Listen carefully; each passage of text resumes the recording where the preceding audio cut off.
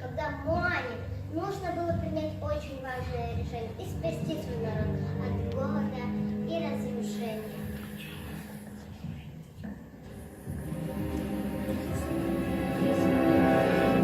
Мана, смотри!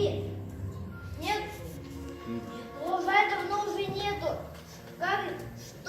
Что нам делать? Как быть? Мана, смотри, ни одной рыбы. Надо принять решение. Или мы покидаем этот остров, или